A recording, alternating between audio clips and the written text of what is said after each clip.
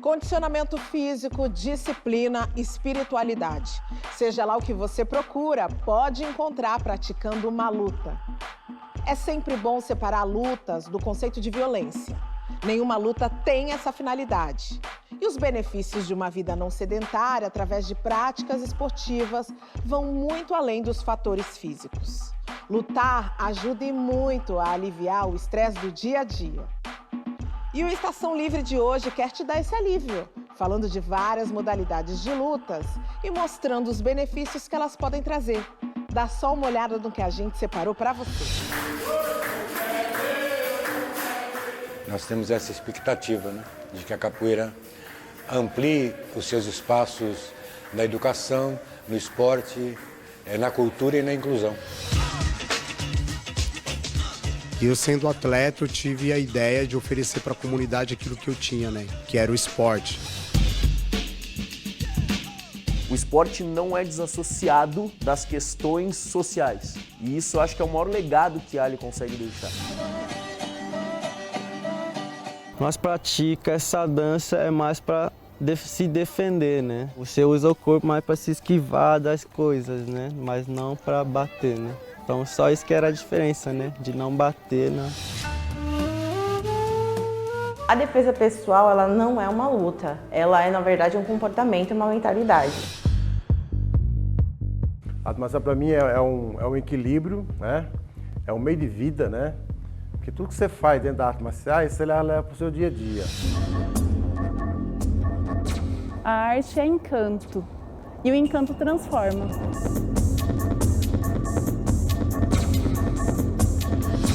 E para a gente começar esse programa aqui sobre lutas, eu tenho o prazer de receber aqui a atleta olímpica de judô Soraya André e o mestre em jiu-jitsu Roberto Vicente. E nós vamos começar com aquela que é a mais famosa das lutas brasileiras, a capoeira, expressão cultural de origem afro. A capoeira ela mistura elementos de arte marcial, dança e música, tudo junto em um esporte que está em campanha para virar uma modalidade olímpica. Nós fomos até a USP conversar com o mestre Valdenor, campeão, instrutor e pesquisador dessa arte ancestral.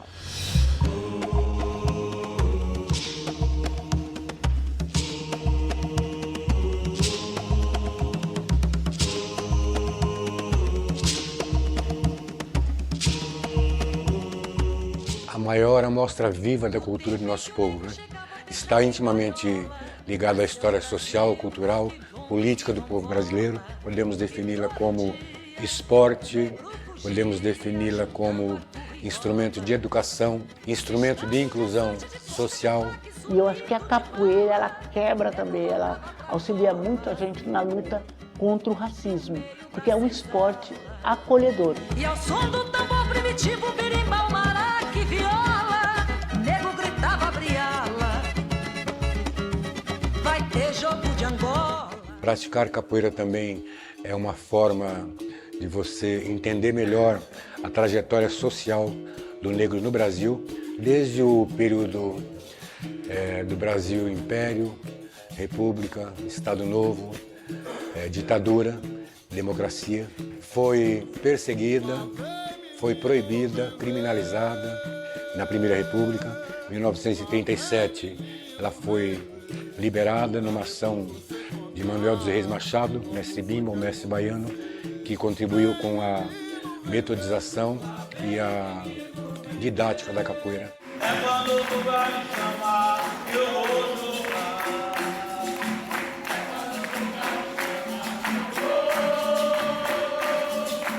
A nossa capoeira, ela é fenomenal, né? Nós temos instrumentos, né?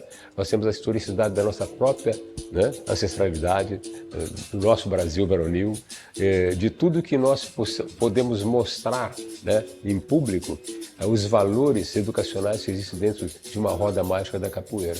Mas tudo isso está dentro de um ambiente que é a roda de capoeira, que é um ambiente onde existe um ritual, que existe toda uma tradição, existem regras, existem procedimentos e, claro, também, né, dentro de um contexto musical. A musicalidade na capoeira, ela tem uma enorme importância porque, por meio das músicas de capoeira, você pode refletir, estudar, conhecer recortes da história do Brasil que nem sempre estão nos livros didáticos.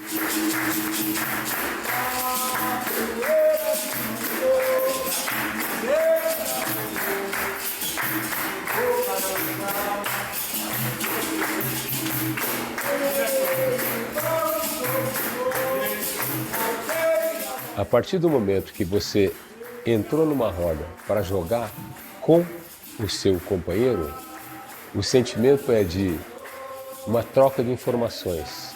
Eu vou me beneficiar e vou beneficiá-lo. É um aprendizado. É um sentimento de ancestralidade, é um sentimento de elaboração, né, da nossa história.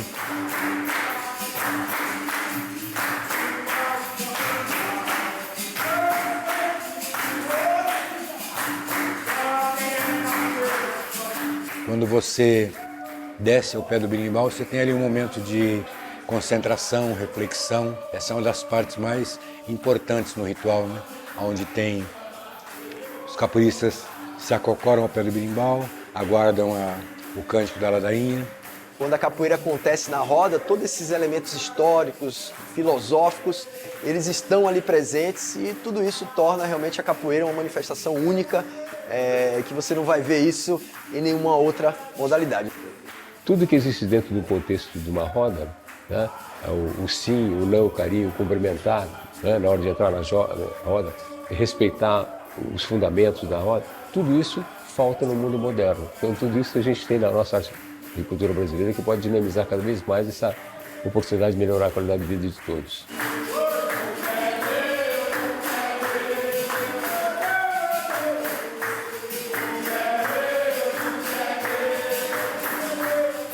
Nós temos essa expectativa, né, de que a capoeira amplie os seus espaços na educação, no esporte, na cultura e na inclusão. Quem está fazendo esses exercícios, trabalhando essas questões da prática do esporte ou da dança, da cultura, está realmente se preparando para ser um ser humano melhor. E eu acho que a capoeira faz uma pessoa melhor. Uma oportunidade ímpar de você se reeducar ao fazer qualquer movimento nessa arte e cultura brasileira chamada capoeira. É uma oportunidade ímpar da gente, quem teve os princípios de Deus, começou o caminhar na vida e encontrou com a capoeira, você teve um benefício maior do que todo mundo. Nessa essência de melhorar o seu ser humano em função da melhoria da qualidade de vida de outro ser humano também.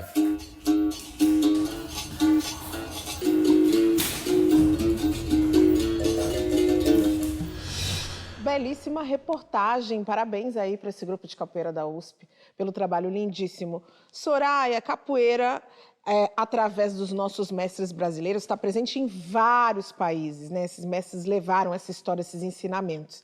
Mas não é um esporte olímpico, está nessa luta. Quais que são os esportes de luta presentes na Olimpíada hoje? Na Olimpíada, o taekwondo, judô. Ai, me ajuda, vou pedir ajuda dos universitários. Vamos lá, os universitários. O karatê, o boxe, a luta livre olímpica, né, que é o wrestling e a greco-romana. Greco-romana, isso. Esses são as principais modalidades de lutas olímpicas atualmente. E, Roberto, você pratica jiu-jitsu, não só pratica, mas também é um mestre do jiu-jitsu, que também é uma arte marcial que não faz parte. Não é um esporte olímpico. Por que o jiu-jitsu, que é tão famoso, tão conhecido, não faz parte? Então, porque para se tornar olímpico, qualquer modalidade, ela tem que ter todo um requisito para o Comitê Olímpico aprovar. E o jiu-jitsu não se enquadra nesse... Tanto a capoeira como o jiu-jitsu não se enquadra nesse requisito. Tem que ser 75 países com a prática de 55% homem, mulheres 40% praticando e tem que estar nos 5 continentes. E o jiu-jitsu e a capoeira, eles não... Na América do Sul ainda tem países que nem tem ainda o jiu-jitsu nem a capoeira, na própria nossa região aqui. Então ele está muito difundido aqui no Brasil, nos Estados Unidos, na Europa, alguns países também, mas a prática mesmo do jiu-jitsu é mais no Brasil e nos Estados Unidos. Olha que bacana saber disso, né? Então, para ser um esporte olímpico, é importante que tanto a capoeira quanto o jiu-jitsu seja um esporte que esteja mais difundido aí por todos os continentes, né? E, Soraya, quando a gente pensa nessa transformação, qual seria o ganho histórico para o Brasil se a capoeira virasse um esporte olímpico? Olha, eu acredito que é uma ascensão mesmo, é um reconhecimento do protagonismo negro. Então, eu ganho para o Brasil e para toda uma comunidade. Eu acredito que a capoeira precisa virar olímpica para que nós ganhemos mais representatividade, para que a gente seja realmente um país da inclusão, que fala-se tanto, mas... Então, eu acho que são caminhos, né? Um caminho mesmo de reconhecimento e, inclusive, de resgate da nossa própria história. Sim, porque conta-se muita história com a capoeira, né? Sim. E a história do povo preto. Roberto já foi praticante. Me fala aí de como que foi esse seu momento na capoeira. Eu não só pratiquei capoeira, como eu sou instrutor. Eu dei aula em escola em São Bernardo do Campo, numa escola chamada Arlindo Miguel, que é uma escola da prefeitura, e tinha um projeto lá na época chamado Tempo de Escola, e geralmente esse projeto era agregado da prefeitura com uma ONG. Então eu dei aula nessa escola de capoeira, a gente fez uma apresentação... Mestre de capoeira, nasceu para ser mestre. Eu não sou mestre, sou instrutor de capoeira, mas aí foi muito bom essa experiência que eu tive dando aula para as crianças na escola. E pratiquei capoeira com meus amigos de infância, na rua, onde eu nasci, a maioria fazia capoeira. E em São Bernardo com o mestre Saponga, que é um capoeirista do grupo de São Bernardo. E a gente desenvolveu bem esse trabalho, né, na época. Que bacana. Campeão estadual e brasileiro de jiu-jitsu, Valmir Roberto da Silva mantém há 10 anos o projeto social Apenas um Filho, ali no Capão Redondo, aqui na Zona Sul de São Paulo. No total, são 400 crianças com acesso à prática de lutas de forma gratuita.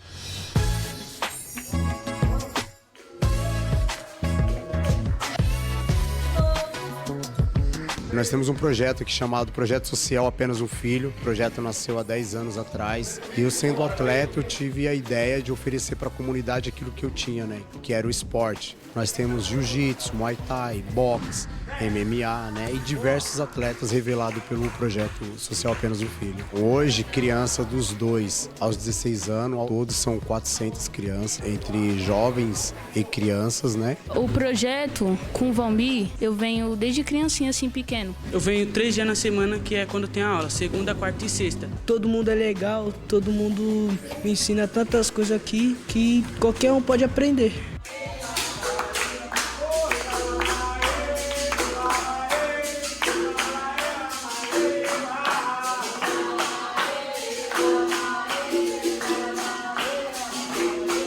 Projetos como esse é ótimo, que a gente resgata essas crianças da rua e coloca num lugar onde eles se sintam bem e seguros, e daqui eles viram frutos para puxar mais crianças da rua. Comecei a treinar para poder comer, né? Eu fui morador de rua, morei na rua dos 9 aos 12. Tínhamos um projeto no Vaz de Lima, né? Jardim Vaz de Lima, que oferecia capoeira e lanche. Eu só entrava na fila para comer, eu não treinava. Até que os professores ali viram, aí me tiraram da fila, trocaram uma ideia. E ali o professor me fez uma proposta, né? Se eu fosse treinar capoeira, eu iria comer uma marmita. Então eu comecei a treinar primeiro capoeira e depois o jiu-jitsu surgiu na minha vida, né? E eu sou atleta já há bastante tempo, né? Sou campeão brasileiro, vice-brasileiro, sou tricampeão internacional, campeão paulista, vice-paulista, bronze paulista.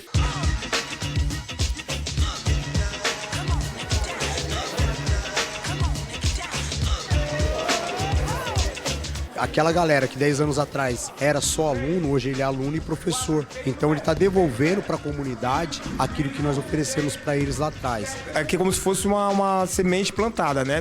Eu planto uma semente que amanhã ou depois vai dar fruto. Hoje eu chamei eles. Amanhã ou depois eles vão chamar uns amiguinhos deles que estão na rua. Então o Projeto Social Apenas um Filho hoje, ele tem 8 unidades, né? É em parceria com o CEL, que é da prefeitura. Então hoje a gente está alcançando muito mais comunidades do que nós alcançávamos no começo, né? O projeto, ele sobrevive de vaquinha e rifa. E alguns amigos que se compadecem das necessidades que o projeto tem e acabam nos ajudando ali com a quantia que eles podem.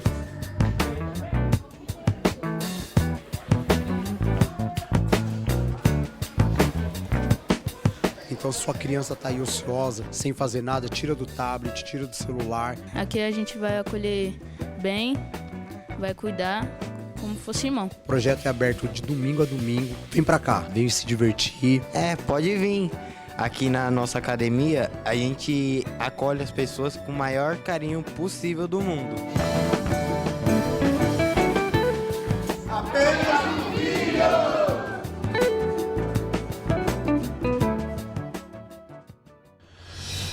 Roberto, a reportagem mostra bem pra gente qual o papel fundamental do esporte para a inserção social, né? E você atua com aulas num CAPS, que é um Centro de Atenção Psicossocial. Queria que você falasse um pouco da importância do esporte aí nesse serviço de saúde mental. Além do esporte na parte cultural e histórica, como a gente viu, tem toda a parte psicomotora, tem a parte de coordenação motora, da cognitiva, que trabalha muito essa coisa da lateralidade, do equilíbrio, que para a saúde isso é fundamental. A conexão neural, quando você começa a pensar, o respeito às regras, a socialização entre as pessoas, a integração social. Então, ajuda muito os pacientes lá do CAPS. Faz muita diferença, Faz muita diferença, até porque eles precisam sair do ócio, só do tratamento normal do remédio, da cama, e precisa fazer atividade, precisa interagir, precisa se socializar novamente. E não só o medicamento, como a parte física e a união entre eles mesmos e o auxílio nosso, que é um profissional da saúde, e o esporte ajuda eles a encontrar esse caminho. Vem para complementar, né? Uma vez que o CAPS é esse serviço que reinsere pessoas com doenças mentais na sociedade. Isso, até porque quebra esse preconceito, né? Que a doença mental, a pessoa fica excluída, mas a gente consegue incluir. E o esporte é importante também na sua trajetória, porque você, Soraya, quando começou a lutar, era uma época em que as mulheres eram proibidas legalmente de praticarem esporte de luta. Conta um pouco pra gente dessa trajetória. Sim. Existia um decreto-lei da era Vargas que proibia a mulher de fazer qualquer espécie de luta e dizia-se que as mulheres, elas tinham que o papel das mulheres seria a procriação. Então esse decreto-lei ele existia proibindo mesmo. Então as mulheres não praticavam. Eu comecei a praticar, né, foi até uma brincadeira meio de infância, só fazendo um recorte da minha trajetória também. Eu nasci numa comunidade onde era falta de tudo, de tudo. A gente não tinha nada. Então, o que acontecia ali? A gente vivia do que as pessoas nos davam. E eu comecei a perceber que as pessoas nos davam o que sobrava, boneca sem cabeça, carrinho sem roda. E eu não queria mais brinquedo concreto. Aí eu comecei a brincar de rimar e pedi um dia para o meu pai. Falei, eu quero um gravador e quero fazer judô. Foi de uma brincadeira meio que poética. E fomos para a academia. E ali era proibido, existia o decreto, mas tinha mulheres treinando. Só que as mulheres eram todas orientais. Então eu estava diante de duas proibições, porque ao mesmo tempo que tinha a lei mesmo, na academia existiam as mulheres treinando, mas os professores falavam que eu não podia treinar ali. Porque você era uma criança negra. Diferente de todas que estavam ali. Ele não falou com essas palavras, mas ele falou, ó, não tem mulher treinando. E a gente vendo ali, tem mulher treinando sim. Ah, mas essa é a filha do Akamine, essa é a filha do Gaki, essa é a filha do Masakatsu. Aí, tá, mas todos os nomes japoneses. E meu pai falou, e essa é a minha filha, e qual a diferença? Aí o professor, meio que sem graça, e já, tá, tudo bem, pode treinar. Mas aí treinando, adentrando naquele espaço, Cris, foi um outro processo. Porque eu era muito diferente delas e na verdade, eu tive que me adaptar, porque era assim, pegavam no meu cabelo e falavam, olha, seu cabelo parece bombril, nós vamos jogar você para o alto para você ficar colada ali. Então, um ambiente com muitas dificuldades. E que você venceu todas elas, porque você veio depois a colecionar inúmeras medalhas de campeonatos brasileiros e pan-americanos e afins, correto? Sim, e primeira mulher a ir para uma Olimpíada, que era proibido, o judô olímpico feminino, ele é recente, ele começou em 88. Então é muito recente, porque não tinha os pré-requisitos que o professor falou. Não tinha tantas mulheres, era proibido. Então, em 88, que foi a primeira Olimpíada, eu tive a oportunidade de ir representando a Panamérica. O Brasil não foi com uma equipe completa, Nós fomos em 2 atletas e foi a Pan-América. Então, é vencendo, o caindo, tempo todo. Caindo e levantando. A gente vai continuar contando essa história aqui no programa. Agora eu preciso sair para um intervalinho, mas eu volto já já, não sai daí.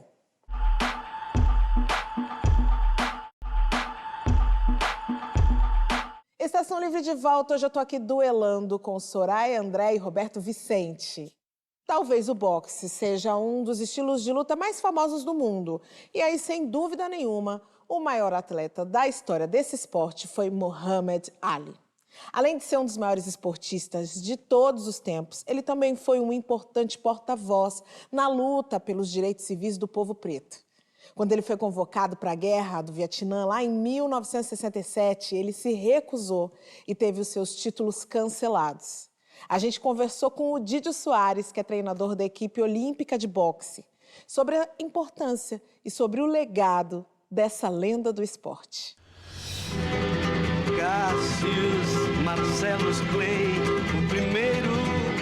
Marcelo Cassius Clay, nome de batismo, Muhammad Ali, seu nome no islamismo. Foi um atleta ícone do nosso esporte, de extrema relevância pelas conquistas esportivas, sociais, pelos seus valores. Foi norte-americano, nascido no estado do Kentucky, em 1947, teve só a morte em 2016. Ele era único dentro do ringue por seu estilo. Tinha uma leveza que combinava muito com uma forma muito diferente que nós víamos dos pesos pesados. Então ele era um cara muito leve, se deslocava com leveza dentro do ringue e aplicava os golpes com muita contundência.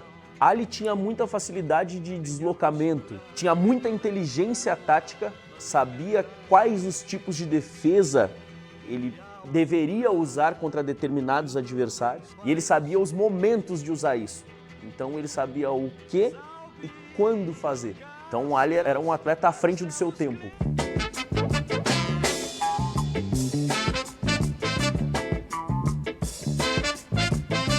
Sem falar suas conquistas esportivas, campeão dos pesos pesados, que é o máximo, a maior categoria que a gente tem no boxe, a representatividade do boxe são os pesos pesados. O primeiro título dos pesos pesados, numa luta contra Sonny Liston, que era um adversário muito temido pela agressividade, e Ali conseguiu 2 vezes, ganhar de Sonny Liston. Em 1960, campeão olímpico nos Jogos Olímpicos de Roma. Então é um momento muito importante porque faz essa transição de saída do boxe amador para o boxe profissional. A luta dele contra o George Foreman, do Zaire, Fight in Manila, é uma luta extremamente importante pelo lado político também, do que ele queria apresentar. Ali foi um cara que conseguiu promover a luta na África contra um George Foreman, que a mídia norte-americana apostava muito. Então, dos elementos da luta do século, ficou Ali como o cara que chegou na África e entendia tudo do pan-africanismo, contra um George Foreman que não conhecia nada, um negro norte-americano que não conhecia nada e representava toda a bandeira dos Estados Unidos. So anyway, I was always curious. I always wondered why. You know, Tarzan is the king of the jungle in Africa. He was white. White man. I saw this white man swinging around Africa with a diaper on, hollering, "Oh!" Do you all see Tarzan over here? Right. Tarzan? Yeah. And all the Africans, so he's beating them up and breaking the lion's jaw. And here's Tarzan talking to the animals, and the Africans been there for centuries, and can't talk to the animals. Only Tarzan can talk to the animals. Ali foi um grande representante na grande mídia através dos direitos civis dos negros norte-americanos. Ele se aliou a entidades que buscavam isso, a pessoas importantes que buscavam esses direitos, e ele nunca abriu mão de declarar que ele era um defensor dos direitos civis dos negros norte-americanos, apesar de muitas vezes ser prejudicado com isso na sua carreira. Ali era um coligado, um amigo íntimo de Malcolm X. Inclusive a gente tem filmes e documentários que mostram isso, como eles trabalhavam em prol das ações políticas que eles tinham em comum. My father wanted to be great, and there are things that Malcolm taught him that my father kept with him until his last day. For my father to take his wife and his babies and go to his home meant that my father trusted him 100%. That was their blood brotherhood. Naquela época, um atleta com a sua posição, com o seu prestígio dentro de um país, principalmente dentro de um estado que era segregado, ele conseguir colocar suas convicções. Mostra o quão grande como pessoa ali era. O esporte não é desassociado das questões sociais. E isso eu acho que é o maior legado que Ali consegue deixar. E ele usou muito o esporte como uma ferramenta para fazer com que isso fosse visto, para fazer com que a sua ideologia conseguisse chegar a mais pessoas e mostrasse o que realmente vinha acontecendo. Santa Claus, pergunta sobre Papai Noel. He is white. Papai Noel é branco.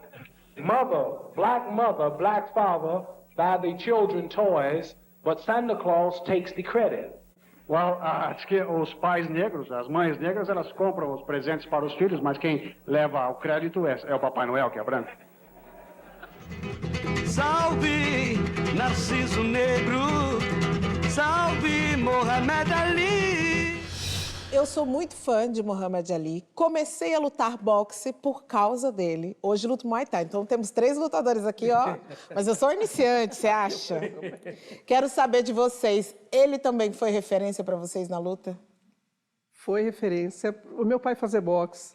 E nós somos ali da terra, ali pertinho do Éder. Então, eu sempre vi muita luta de boxe. Sempre acompanhei com meu pai. Então, para mim, era uma referência mesmo de querer chegar onde ele chegou e do jeito que ele chegou. Aproveita e me fala, então, outros nomes do boxe que você tem aí, que você traz como referência. Né, o Éder foi amigo também do meu pai, inclusive meu pai treinou com o pai do Éder, treinou com o pai do Éder, que era o técnico dele, né? Então, para mim, essas duas referências. Aí tem os contemporâneos, eu tenho os amigos, o Madureira, Chiquinho de Jesus, que é meu amigo também pessoal, o mestre Carolo, que era o técnico. Eu tenho muita amizade e muita admiração com o pessoal. E tem o Vanderlei, lá de Santo André, que também é referência muitos atleta nomes, olímpico, né? muitos nomes. Maguila. Muitos nomes. Roberto, como é que é para você? Você luta também Muay Thai, né? Você chegou a passar pelo boxe? Sim, na infância o meu pai fazia boxe também, então eu treinava boxe. Vocês são de famílias de lutadores, referência em casa.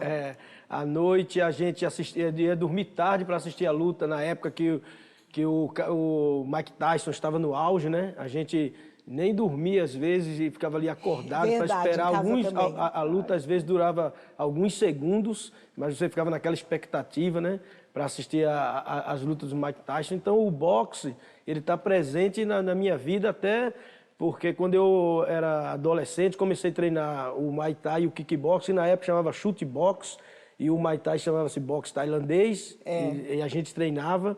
E aí eu comecei também a fazer luta de vale tudo, que hoje é o MMA. E o boxe ele é uma espinha dorsal, né, na luta em pé. No boxe você trabalha a aproximação com mais segurança. É o começo, né? É o início, né, da luta em pé.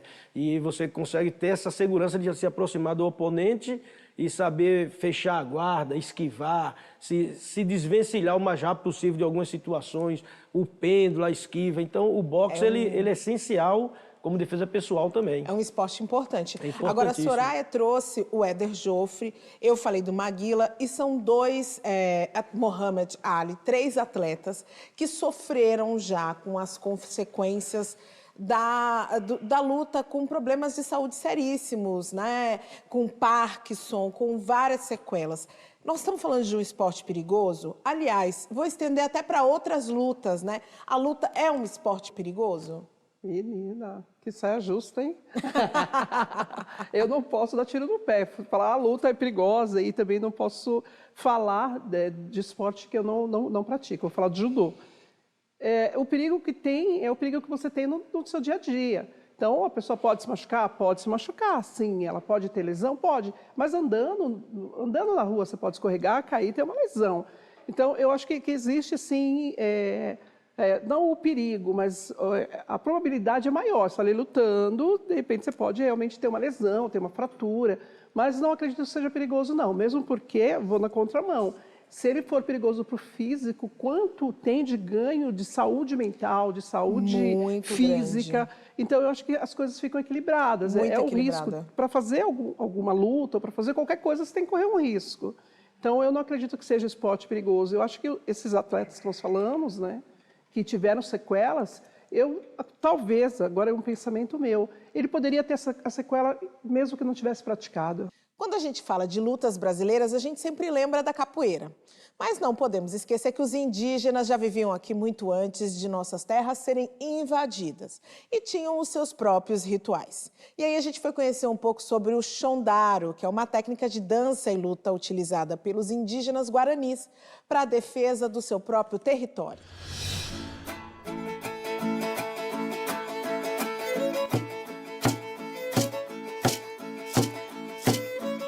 O chondaro é uma dança que a gente faz para preparar o nosso corpo, né? Preparar a nossa saúde mental, preparo físico. Por exemplo, se a gente for entrar no mato, né? A gente já se prepara ali para se esquivar, agachar, correr. Então, a dança chondaro também traz uma luta muito forte, é igual capoeira, né? Você agacha, você pula, quanto mais você pula, mais você fica leve, né? Para se proteger, né? No caso, algumas coisas estiver ocorrendo na sua frente de uma árvore caindo, para você se agachar, se esquivar, né? Então é uma espécie de defesa, né? Que você utiliza, né? Assim, quando for caçar, quando for pescar. Nós praticamos essa dança é mais para se defender, né? Você usa o corpo mais para se esquivar das coisas, né? Mas não para bater, né? Então só isso que era a diferença, né? De não bater no adversário, ou sim para se defender, né?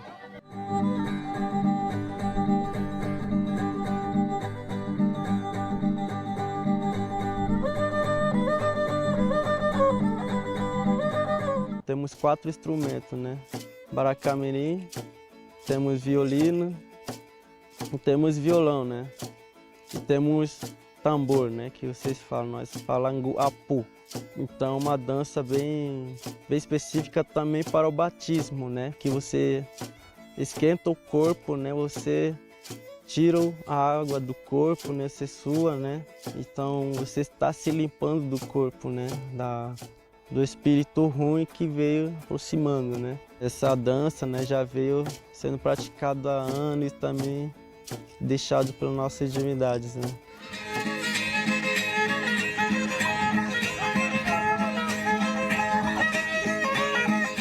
O chondaro é desenvolvida pelo povo guarani antes da chegada dos europeus, né? Através dessas danças, né? Eles preparam os jovens a ser um caçador, um coletor, porque daí os mais velhos escolhem, né?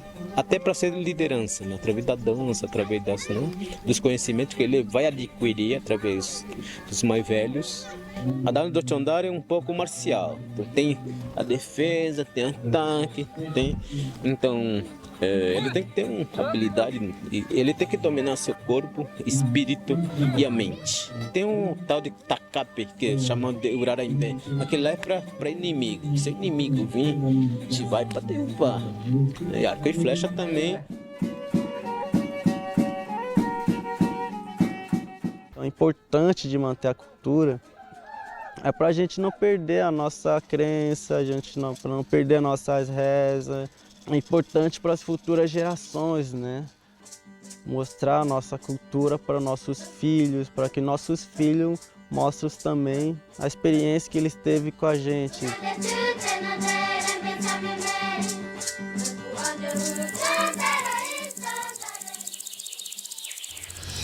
Bom, a gente precisa fazer uma paradinha agora para tomar um fôlego e voltar para o próximo round. É bem rápido, não sai daí.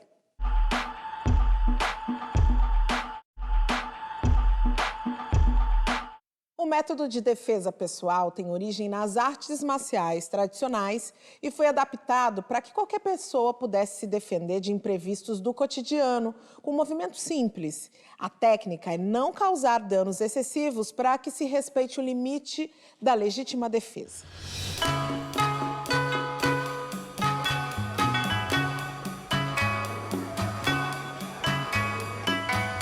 A defesa pessoal, ela é um conceito de confiança, uma mentalidade de confiança com comportamento. Ela gera mais confiança na mulher em tomar atitude e, principalmente, evitar situações constrangedoras, tanto para ela quanto para o seu ambiente e para sua família. Técnicas básicas, a gente utiliza muita imobilização, que é o que a técnica do jiu-jitsu primordialmente foi feita para defesa pessoal. Então, toda a técnica ela é utilizada na defesa pessoal. Não é o combate em si, mas você evitar o combate já é defesa pessoal. A defesa pessoal, ela não é uma luta. Ela é, na verdade, um comportamento, uma mentalidade. Então, a gente começa instruindo as mulheres a se fortalecerem tanto mental quanto fisicamente, mas, em último caso, a gente mostra a parte do combate. E as técnicas de jiu-jitsu são incluídas dentro dessa aula.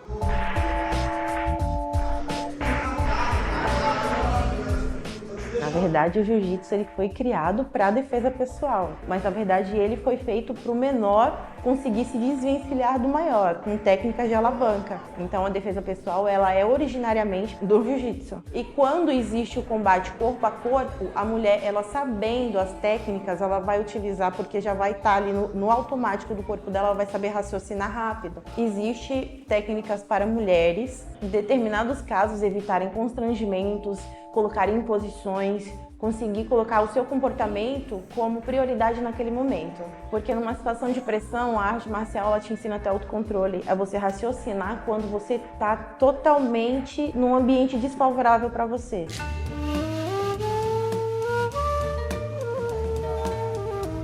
Quando uma pessoa maior que você, de 120 quilos, está apertando a tua cabeça, você está numa situação de descontrole. Ali, se você não colocar a tua cabeça no lugar, você não vai entender as saídas, você não vai entender que você tem que controlar a sua respiração, você não vai entender aonde você pode achar um tipo de saída. E aí, quando você está treinado, você só respira, se controla e sabe que ali eu tenho uma saída, ali eu consigo me desvencilhar, eu consigo tirar, eu tenho uma alavanca, eu já estudei aquilo, então eu respiro, tenho a confiança e vou imobilizar talvez a pessoa e pedir ajuda.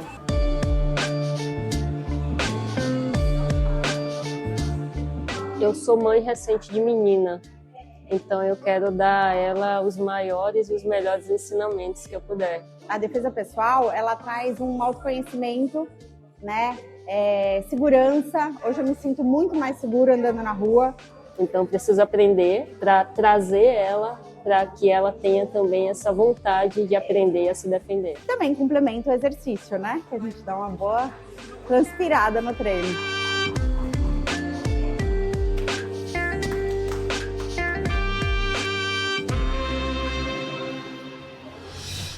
Soraya, Ana Paula fala ali durante a reportagem que não é uma luta, técnicas de defesa pessoal, né? E ela fala, inclusive, ali da necessidade de respiração, equilíbrio no momento para você usar essa técnica.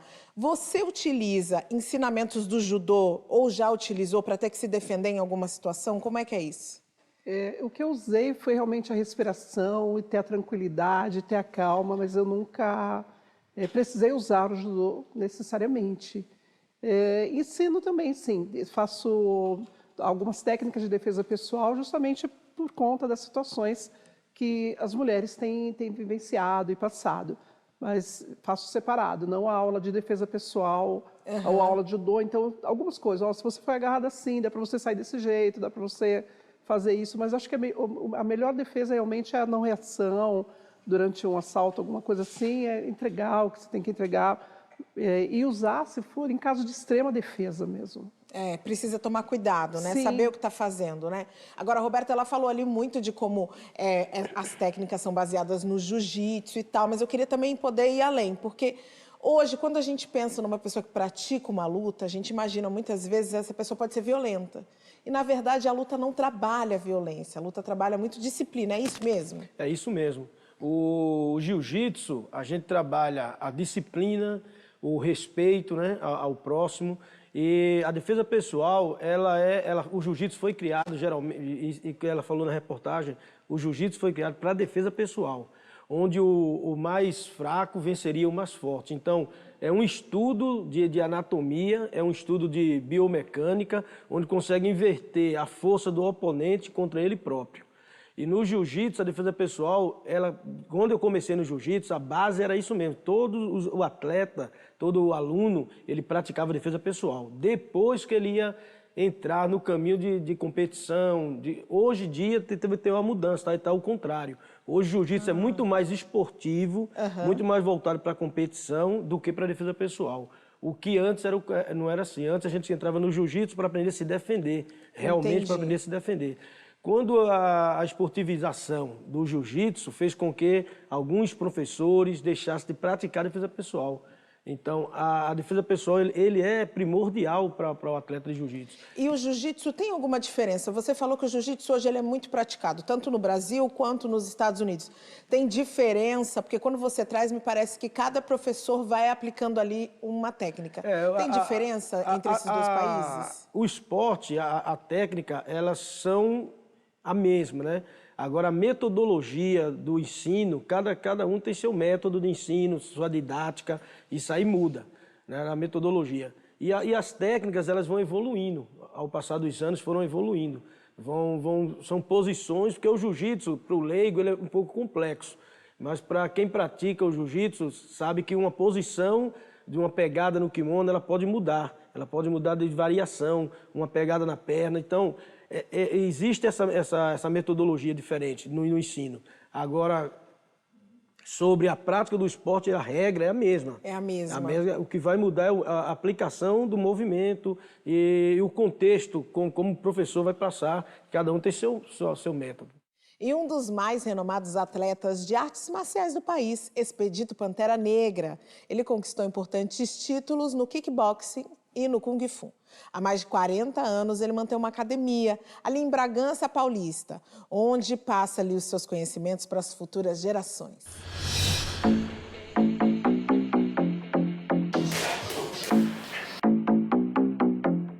Meu nome é Expedito Pereira da Silva, conhecido como Pantera Negra, no meio das artes marciais, no meio da luta.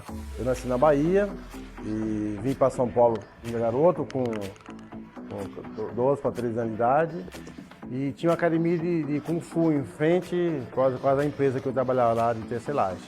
Eu vi o pessoal praticar e eu um dia fui lá para assistir uma aula e me interessei, né? O Pantera luta mais parado, atingiu! O Kung Fu é baseado nos animais, como garça, tigre, dragão, serpente, louva-a-Deus, o dragão, o Hungá, que é filho do tigre forte. Tem várias técnicas de Kung Fu diferentes uma da outra, né?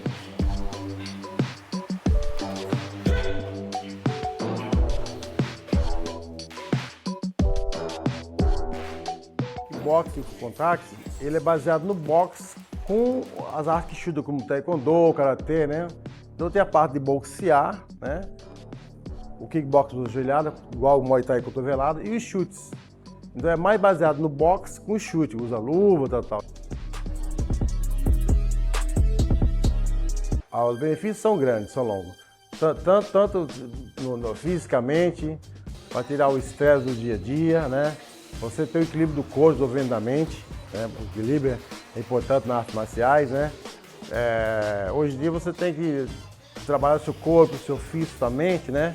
E a arte marcial dá esse equilíbrio, né? Em tudo que você faz na vida. Para mim, a arte marcial na minha vida é tudo. A arte marcial para mim é um equilíbrio, né? É um meio de vida, né?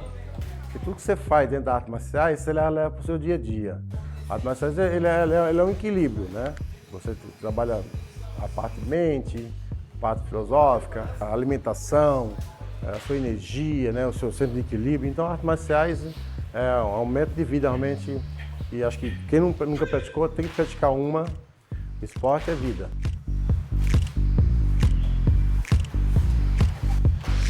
Não temos dúvida, né? Esporte é vida.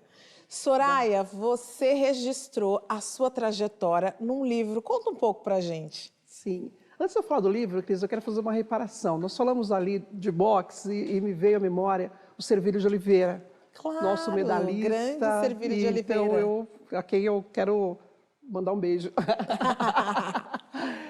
Bom, esse livro, eu escrevi a minha história. Teve muitas pessoas escrevendo minha história. Mostra o livro pra gente. Mostra o livro. Muitas pessoas escrevendo minha história, dissertação de mestrado, doutorado. Só que as pessoas contavam de um outro lugar. Falei, eu preciso registrar. Então, aqui está numa linguagem muito simples, bem... As pessoas que leem falam que é como se eu estivesse contando a minha história. Então, eu conto desde a proibição, do decreto, de como foram os primeiros campeonatos, de como foi passar fome fora do país, dentro do país também, para poder competir, das vaquinhas. E eu trouxe para te dar de presente. Ah, que beleza! Já ganhei presente. O nome do livro é Que Japonegra. lindo. 2 presentes. Um foi a sua presença e o segundo é o livro. Ah, ok. E o nome do livro é Japonegra. Eu faço alusão a um apelido que eu tive quando eu comecei lá naquele meio que eu não podia usar meu cabelo do jeito que era. Então eu comecei a alisar e elas me chamavam de Japonegra, porque disse que eu era parecida com elas, com cabelo alisado. Então, de um limão, né, que era muito pejorativo, era muito triste ir para lá, Japonegra, aí virou o título do meu livro. Fala para mim suas principais conquistas, porque eu sei que você já foi diversas vezes campeã brasileira, você tem título pan-americano e você já chegou até num 5º lugar numa Olimpíada. Você já falou meus principais títulos. Então, são 10 campeonatos brasileiros, 10 campeonatos paulistas, 3 medalhas de Jogos Pan-Americanos, 2 de terceiro e uma de... Eu fui campeã nos Jogos Pan-Americanos de Indianápolis. E na Olimpíada de Seul, eu disputei 3º lugar. E como não tem 4º, eu perdi para a japonesa a disputa e eu fui para os 5º. Aí fui para os 5º. Uma linda trajetória, parabéns. Obrigada, Cris. Roberto, e você, me conte da sua relação com a luta. A minha relação na luta começou aos 8 anos de idade. Comecei no karatê, depois fui para o judô, fazia um pouco de boxe e iniciei no jiu-jitsu. E estou no jiu-jitsu até hoje, fazem 42 anos que eu estou no jiu-jitsu, que eu pratico jiu-jitsu. E sou fundador de uma associação, a Associação de Jiu-Jitsu do ABC Jiu-Jitsu, que a gente formou mais de 70 professores já, espalhados ali pela região do ABC e a Zona Leste de São Paulo, chama-se ABC Jiu-Jitsu. E também trabalho nessa parte de competição com alguns atletas, né? Treinando atletas também. Mas também já competiu, tem conquistas. Tenho alguns títulos, fui 6 vezes campeão paulista, fui campeão brasileiro, né? E a gente continua também levando o jiu-jitsu também para pessoas que não querem ser atleta. Porque o jiu-jitsu também ele é uma terapia. Uma terapia para quem trabalha o dia a dia, quem está estressado, quem tem alguma dificuldade até de relacionamento, que a gente no final da aula tem a gente faz aquela socialização. Valeu. Isso. E aí a gente trabalha tudo isso dentro da arte marcial. O respeito, como foi falado desde o início, a disciplina, né? E a defesa pessoal, que ainda eu sou um dos mestres que ainda conservo a defesa pessoal no meu dojo. E isso ficou muito evidente aqui. Eu quero, aliás, agradecer. Soraya, muito obrigada. Obrigada, Roberto. Foi um prazer estar nesse ringue aqui com vocês. E antes de encerrar esse bloco, eu quero dar uma dica cultural sobre esse universo da luta. O curta-metragem 2 Garotos que se Afastaram Demais do Sol. Foi inspirado na trajetória do boxeador bissexual Emily Griffith, que foi campeão mundial em 3 divisões diferentes e ficou muito conhecido por um episódio em que o seu oponente, Kid Parade, morreu no ringue durante uma luta com ele. O filme é de 2020, foi encenado pela companhia teatral Os Crespos e está disponível gratuitamente no YouTube. O Estação Livre recomenda. Jovem campeão que tem voz fina e gosta de frequentar um certo tipo de bar em Nova York. Eles vão acabar te prendendo, hein? Não importa se eu ganhava ou se eu perdia. Minha cabeça sempre me matou. Eu já tinha trocado o facão pelo ringue. E mesmo assim ainda acordava assustado com a lembrança daquele facão na minha mão. Quando eu ainda era capaz de acordar.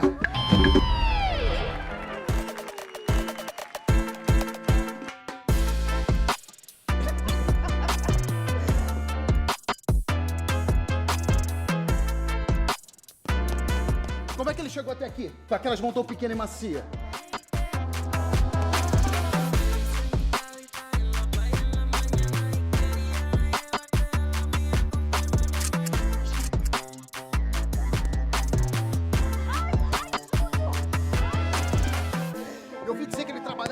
moda feminina. O quê? Com moda, chapéu, essas coisas de mulher.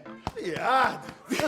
Viado! Eu falasse inglês, come on, eu ia dizer come on, mas eu não falo inglês. E esse mundo aqui é um mundo de homem. Você pode me dizer o que foi que eu acabei de fazer? Por que ninguém me impediu? Que porra! E o cinturão? O cinturão, Kate! O cinturão! Todo mundo sabe que foi só uma luta, meu filho. E que as lutas nem sempre acabam bem.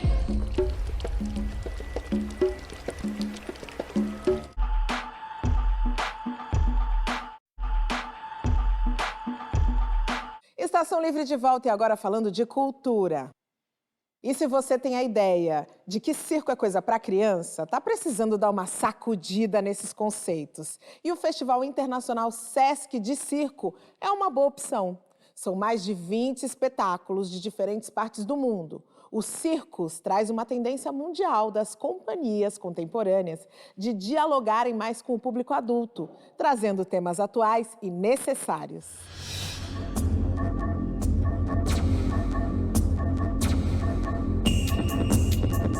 A 7ª edição do festival, ela traz uma série de atividades entre espetáculos, oficinas, mesas redondas e também intervenções para todos os públicos.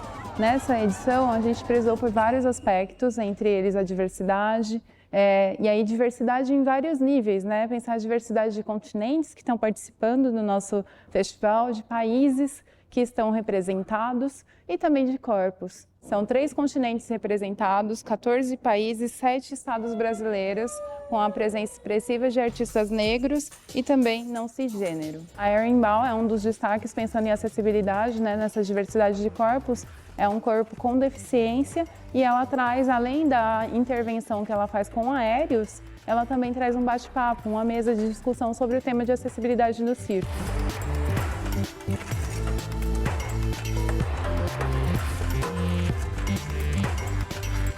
Isso é algo inédito dentro do nosso festival, porque a gente tem a abertura e o fechamento com países da África Ocidental. Então, o IE, que abre no Vila Mariana, no Sesc Vila Mariana, a nossa jornada do festival, eles têm, inclusive, uma história muito diferente, onde o início de tudo foi com 30 crianças em situação de rua.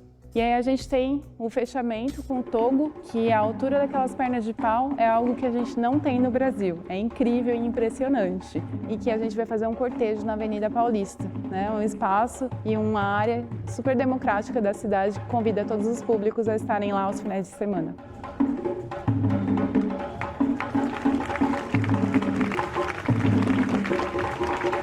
O Circo de Ébanos existe desde 2007, aí o circo já teve 5 espetáculos diferentes. O último espetáculo que a gente fez foi o Eranco, e esse agora que a gente está fazendo é o Fio Forte, que a gente vai estrear no Sesc. Bom, o Circo de Ébanos é um circo composto só por pessoas negras. O Fio Forte ele vem para realmente quebrar isso, para a gente não ter que necessariamente por ser um circo de pessoas pretas, a gente vai falar sobre ser preto, o que é ser preto, ou da nossa origem, ou alguma coisa religiosa. Não, a gente está trazendo essência.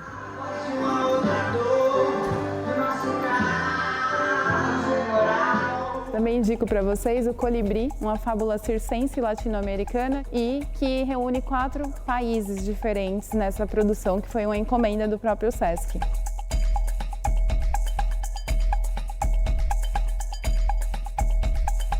Outro espetáculo, pensando na adesão de público, que também tem bastante procura, são os infantis. Então, Fábrica dos Ventos, que é da Cia Lona Preta, é um que também é bastante procurado.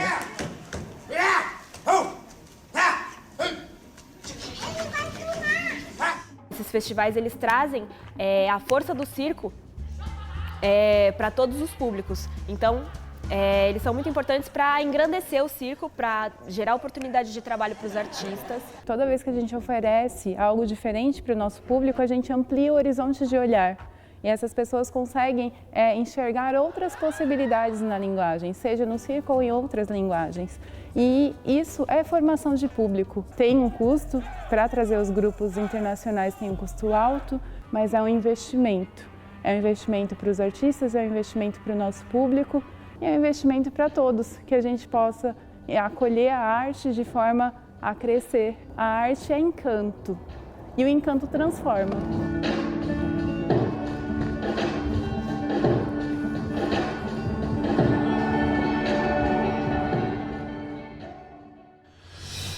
E depois de uma noite de treino e luta, é no embalo do circo que a gente vai encerrando o Estação Livre de hoje. Acesse as nossas redes para rever qualquer assunto que a gente já tenha discutido aqui no programa. Vale a pena, sempre vale. E semana que vem eu tô de volta falando de cooperativismo. Até lá!